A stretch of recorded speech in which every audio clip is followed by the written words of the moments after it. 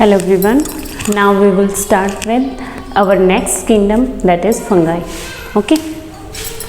हम अपनी next kingdom fungi को अब शुरू करते हैं क्लास +1.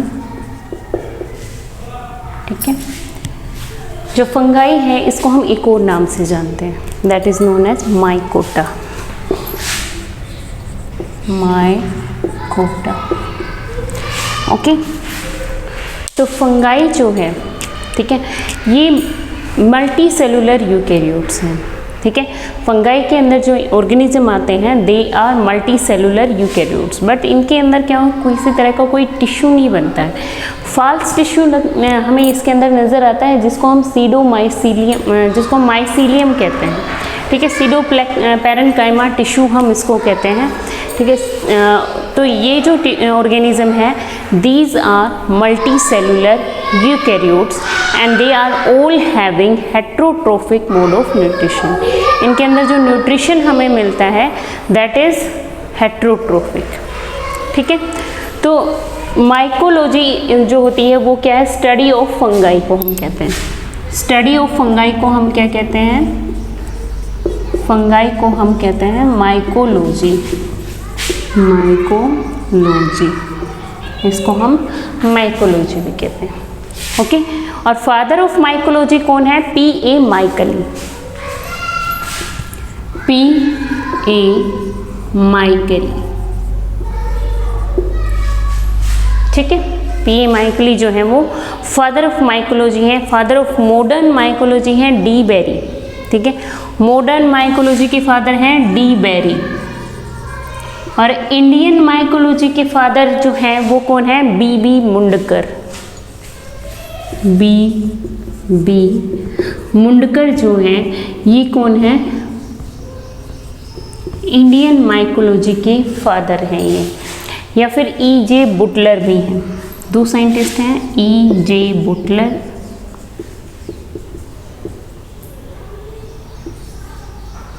And B.B. मुंडकर. इनको हम कहते हैं फादर ऑफ इंडियन माइकोलॉजी. ठीक है, जो फंगाई है वो किस तरह के ऑर्गेनिज्म हैं, they are multicellular eukaryotes. इनकी जो बॉडी होती है वो कैसी होती है, थैलस लाइक होती है. तो थैलोड लाइक स्ट्रक्चर हम इसको कहते हैं. ठीक है, all fungi are achlorophyllous. They are A chlorophyllous.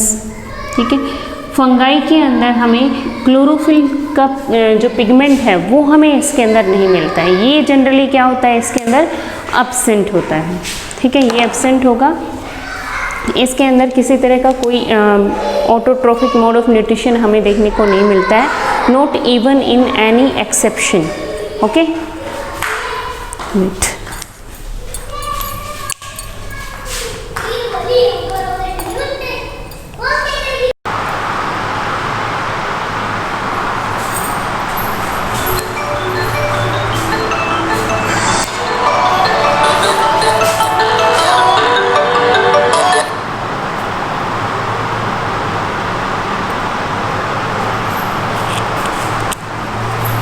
Okay.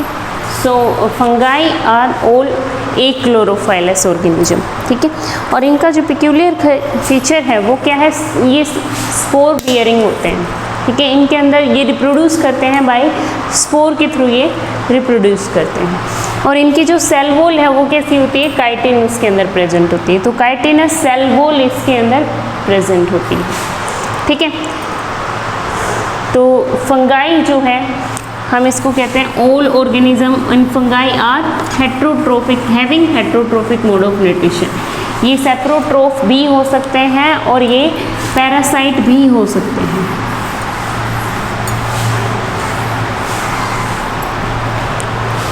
जो फंगाई है, पहले तो हमें ये कहाँ मिलती है और किस तरह से मिलती है, इसका हैबिटेट कैसा होता है. तो जो हैबिटेट है इनका दैट इज, फंगाई जो होती है ये कॉस्मोपॉलिटन नेचर की होती है.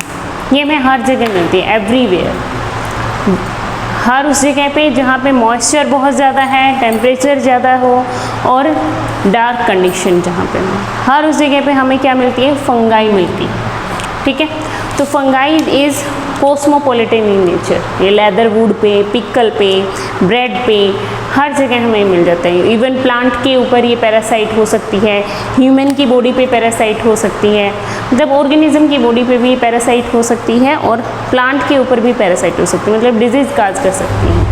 ठीक है, ये इनके अंदर क्लोरोप्लास्ट जो होता है वो एब्सेंट होता है, इसीलिए हेटेरोट्रोफिक मोड ऑफ न्यूट्रिशन को ही शो करते हैं। ठीक है, और सोर्स ऑफ फूड के बेस पे ये दो टाइप के हो सकते हैं, सेप्रोट्रोप भी हो सकती हैं। ये सेप्रोट्रोप्स किस तरह के एनिमल्स होते हैं, सॉरी किस तरह की फंगाई होती है, जो डेड डिकेइंग मैटर से अपना फूड अब्जॉर्ब करती हो। ठीक है, जो अपना फूड किससे लेते हो, डेड डिकेइंग मैटर से। ठीक है, और जो सेप्रोट्रोफ होते हैं इनमें ऑलमोस्ट क्या होता है, ये अपने एंजाइम्स को रिलीज कर देते हैं। ठीक है, they actually release there enzyme on food material. ठीक है, और जो डाइजेस्टेड फूड है उसको ये क्या करते हैं, अब्जॉर्ब करते हैं। तो ये अब्जॉर्प्टिव मोड ऑफ न्यूट्रिशन को शो करते हैं।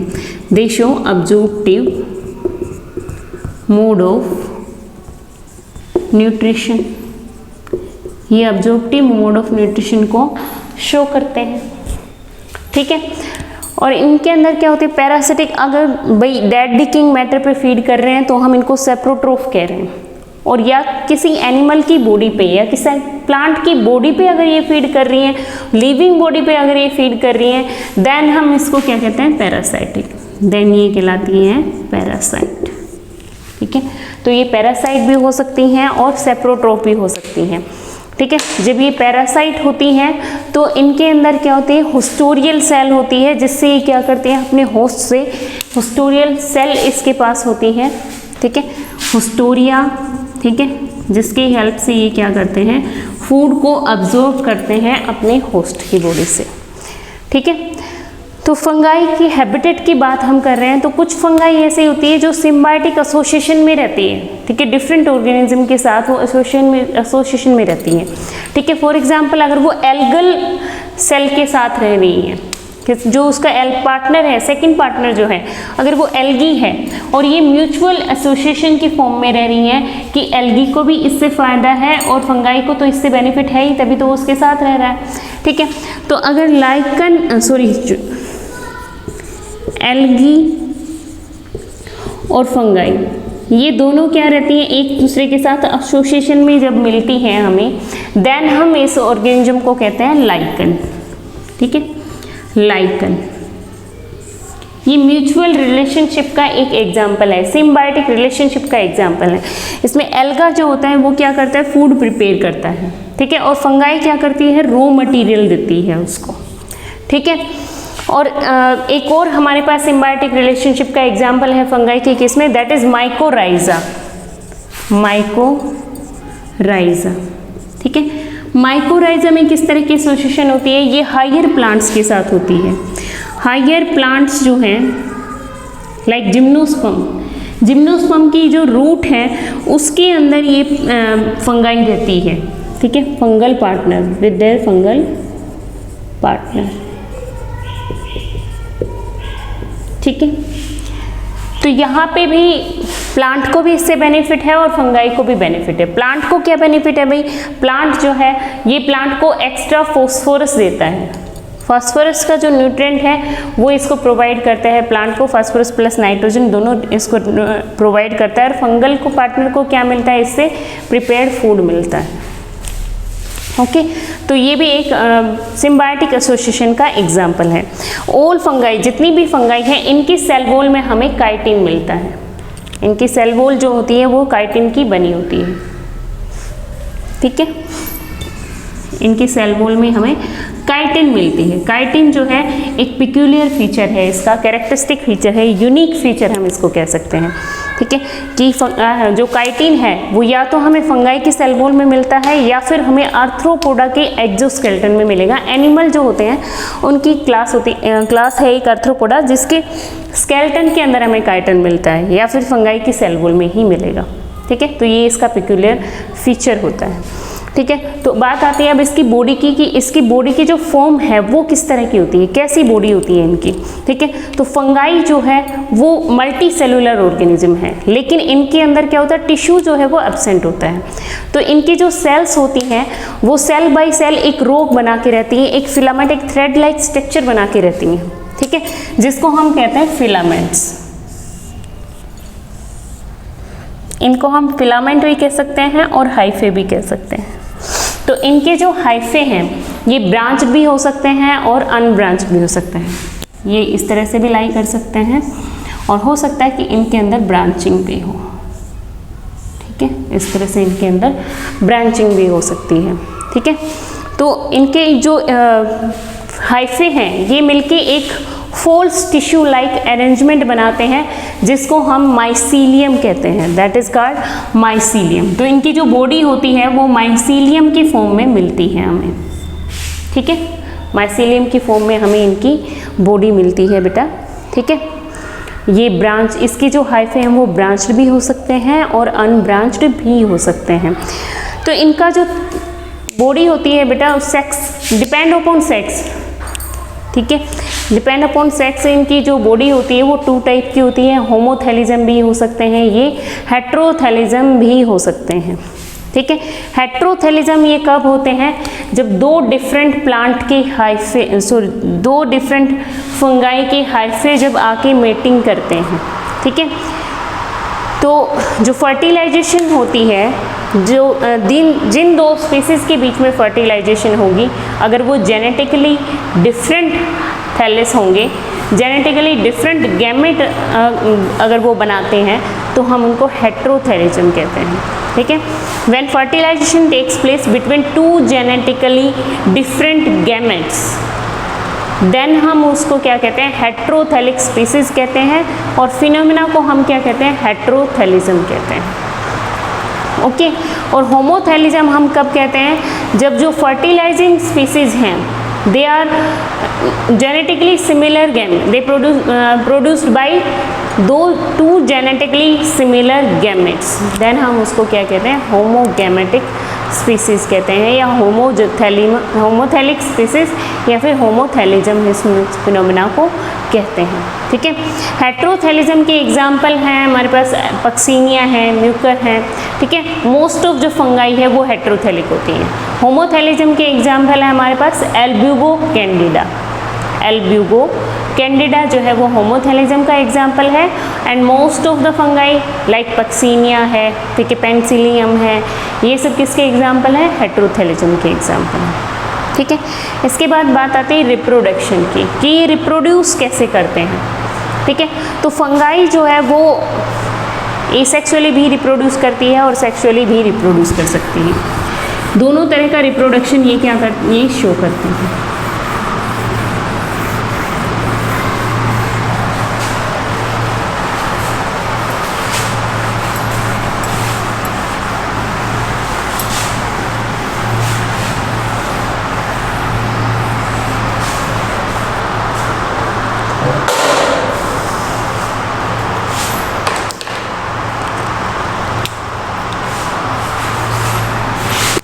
एसेक्सुअली भी रिप्रोड्यूस कर सकते हैं और सेक्सुअली भी। एसेक्सुअली जब ये रिप्रोड्यूस करता है तो ये वेजिटेटिव रिप्रोडक्शन भी हो सकती है, इसके अंदर हो सकता है कि इसका जो माइसीलियम है उसके हाइफे एक्सीडेंटली टूट जाए, ब्रेकेज हो जाए उसमें, और जब एक्सीडेंटली वो ब्रेकेज हो जाती है उसके अंदर तो हर टुकड़ा माइसीलियम का हर हाइफा जो है जो कि अलग हो गया है वो न्यू इंडिविजुअल को फॉर्म कर लेता है, न्यू एडल्ट ऑर्गेनिज्म को फॉर्म कर लेता है, ठीक है।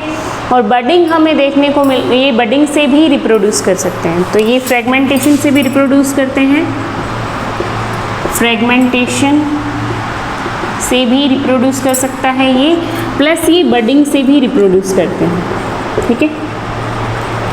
बडिंग से रिप्रोड्यूस करती है unicellular fungi, unicellular fungi. Unicellular fungi का एग्जाम्पल क्या है बेटा, ईस्ट, जो ईस्ट है वो बडिंग से भी रिप्रोड्यूस करती है, ठीक है, जनरली। और बाइनरी फिशन से भी रिप्रोड्यूस करते हैं, फिशन से भी रिप्रोड्यूस कर सकती है, ठीक है, फिशन से रिप्रोड्यूस करती है बेटा सीजोसैक्रोमाइसिस, सीजोसैक्रोमाइसिस, ठीक है। बडिंग और फिशिंग इन दोनों से रिप्रोड्यूस कर सकती है सिर्फ और सिर्फ यूनिसेलुलर फंगाई, क्योंकि वो नॉन माइसेलियल होती है। सिर्फ नॉन माइसेलुलर फंगाई जो है वो ही रिप्रोड्यूस कर सकती है बाइनरी फिशन से या बडिंग से। अदरवाइज ये कैसे रिप्रोड्यूस करते हैं, सेक्सुअली रिप्रोड्यूस करते हैं, ठीक है। एसेक्सुअल रिप्रोडक्शन का एक और तरीका इसके अंदर होता है स्पोर फॉर्मेशन, ठीक है। स्पोर जो होते हैं इसके अंदर वो दो तरीके से वो स्पोर बनते हैं, स्पोरेंजियो स्पोर की फॉर्म में। कैसे बनते हैं, स्पोरेंजियो स्पोर की फॉर्म में बनते हैं, ठीक है। जो स्पेशल हाइफे होते हैं, इसके अंदर कुछ स्पेशल हाइफे होते हैं जो स्पोरेंजिया को बियर करते हैं। एक बल्ब लाइक स्ट्रक्चर होती है ये, ठीक है। और इस पे क्या होते हैं, ये स्पेशल हाइफा जो है, स्पेशल हाइफल ब्रांच होती हैं जिसको हम स्पोरेंजियोफोर कहते हैं। इनको हम स्पोरेंजियोफोर कहेंगे, ठीक है, जिसके ऊपर स्पोरेंजिया प्रेजेंट होते हैं और इन स्पोरेंजिया के अंदर स्पोर्स डेवलप होते हैं इनका, ठीक है। और ये स्पोर्स जो है वो डायरेक्टली जर्मिनेट करते हैं और न्यू फंगल इंडिविजुअल की फॉर्मेशन ये कर लेते हैं, ठीक है। जो स्पोरेंजियो स्पोर्स होते हैं इसके अंदर 2 टाइप के होते हैं ये, ठीक है। जू स्पोर्स भी होते हैं और जू स्पोर एंड एप्लेनोस्पोर। जू स्पोर्स जो होते हैं वो किस तरह के स्पोर्स होते हैं, they are only motile spores, flagellated spores, ठीक है। ऐसे स्पोर्स को हम क्या कहते हैं, जिनके अंदर फ्लैजिला प्रेजेंट हो वो जू स्पोर्स कहलाते हैं। दूसरे हैं एप्लेनोस्पोर्स। एक तो जू स्पोर्स होते हैं इसके अंदर, जू स्पोर्स, ठीक है। दूसरे आते हैं एप्लेनोस्पोर। एप्लेनोस्पोर जो हैं वो नॉन मोटाइल स्पोर होते हैं, ठीक है। नॉन मोटाइल होते हैं, नॉन फ्लैजिलेटेड होते हैं, ठीक है। सेकंड जो एक तो स्पोरेंजियोस्पोर से रिप्रोड्यूस करते हैं, दूसरे रिप्रोड्यूस करते हैं कोनिडिया से।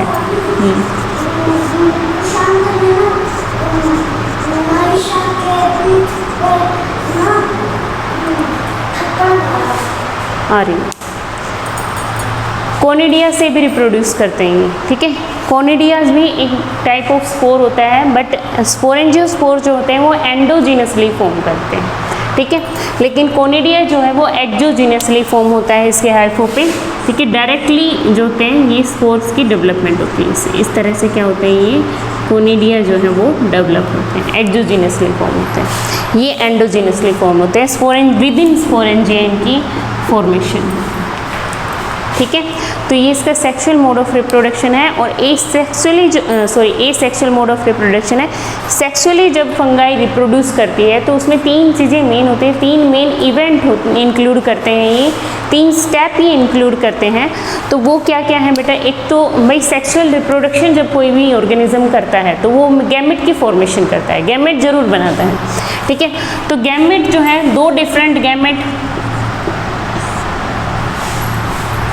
फर्स्ट स्टेप होगा सेक्सुअल रिप्रोडक्शन का प्लाज्मोगेमी, ठीक है। अब जो 2 डिफरेंट गैमेट आए हैं ये एक साथ आके इनके अंदर फर्टिलाइजेशन होगी। जब फर्टिलाइजेशन होती है तो पहले इसका सिर्फ और सिर्फ साइटोप्लाज्म फ्यूज़ करता है, सेल वॉल फ्यूज़ करते हैं, जिसको हम क्या कहते हैं, प्लाज्मोगेमी, ठीक है, प्लाज्मोगेमी, ठीक है। अब क्या बनता है, यहाँ पे 2 न्यूक्लियस हैं, ठीक है।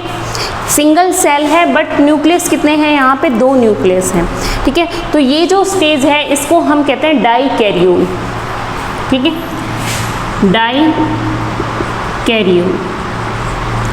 ये सेकंड स्टेप है फंगाई के अंदर सेक्सुअल रिप्रोडक्शन का। फर्स्ट है प्लाज्मोगेमी, देन डाइकैरियोगेमी। और अब इसके बाद क्या होती है, कैरियोगेमी होती है। डाइकैरियोन के बाद क्या होगी, इसके अंदर कैरियोगेमी होगी, ठीक है। और कैरियोगेमी के बाद जाइगोट की फॉर्मेशन होगी। जाइगोट में क्या हो जाती है, मियोसिस होती है। ये जाइगोट की फॉर्मेशन कर लेगा ये, ठीक है। और जाइगोट के अंदर होगी मियोसिस, ठीक है। और ये फंगल फिलामेंट की फॉर्मेशन कर लेते हैं। इसी तरह से इसकी साइकिल जो है कंटिन्यूस चलती रहती है। तो डाइकैरियोन जो फॉर्म होते हैं ये सिर्फ और सिर्फ फंगाई के अंदर ही होते हैं। फंगाई के अंदर ही सेक्सुअल रिप्रोडक्शन के दौरान डाइकैरियोन की फॉर्मेशन हो सकती है, अदरवाइज किसी भी ऑर्गेनिज्म में डाइकैरियोन की फॉर्मेशन नहीं होती है। ठीक है, ओके, आज की वीडियो हम यहीं ख़त्म करते हैं। नेक्स्ट नेक्स्ट वीडियो से शुरू करेंगे। इसके बाद सेक्सुअल रिप्रोडक्शन के जो मोड ऑफ सेक्सुअल रिप्रोडक्शन है वो हम कल स्टडी करेंगे। Okay, thank you everyone.